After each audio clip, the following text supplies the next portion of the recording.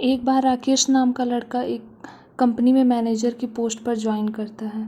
Company का director खुद राकेश को न्यू ज्वाइनिंग करने के उपलक्ष्य में बधाई देता है और राकेश को उसका केबिन दिखाता है। इसके बाद राकेश अपने केबिन में बैठ जाता है। कुछ देर के बाद एक पियोन राकेश को पानी की बोतल देने आता है। वह राकेश को पानी की बोतल देते समय कहता है कि लो बेटा पानी की बोतल।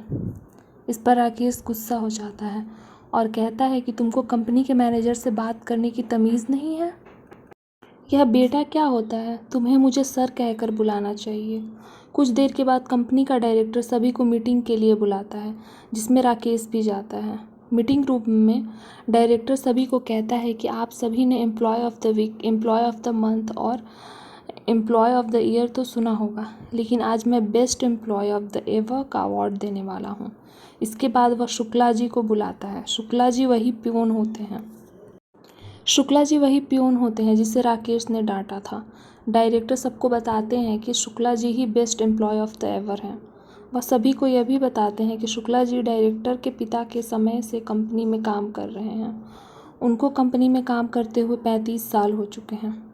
इसके अलावा वह कहते हैं कि शुक्ला जी राकेश जिन्होंने कंपनी को आज मैनेजर के रूप में ज्वाइन किया है, उनके पिता हैं।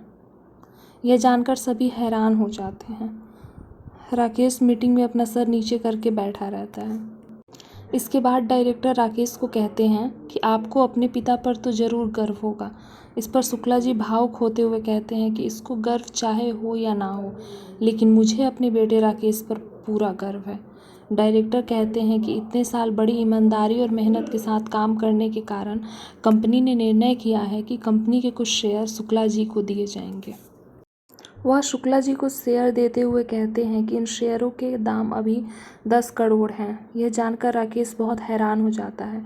डायरेक्टर शुक्ला जी को कहते हैं कि आप भी अब से कंपनी के पार्टनर हैं और यह सभी मीटिंग में जो बैठे हैं वह आपके एम्प्लॉय हैं। दरअसल डायरेक्टर ने राकेश की केबिन से बाहर जाते हुए राकेश और शुक्ला जी के बीच की बात सुन ली थी। राकेश नहीं चाहता था कि किसी को भी यह पता लगे कि वह शुक्ला जी का बेटा है। वह केबिन में अपने पिता को रिज़ाइन करने के लिए कह रहा था, लेकिन शुक्ला जी इसके लिए तैयार नहीं थे। वह अपने पिता को यह भी कह रहा था कि यदि किसी को पता लगा कि मैं एक पियोन का बेटा हूँ, मेरी कितनी बेइज्जती होगी। अब मैं मैनेजर की पोस्ट पर लग गया हूँ, मैं आपको घर बैठा कर खिला सकता हूँ। लेकिन उसके पिता ने कहा कि मैं इतने सालों से कंपनी में नौकरी कर रहा हूँ, मैं रिटायर होकर ही इस कंपनी से विदा होऊंगा।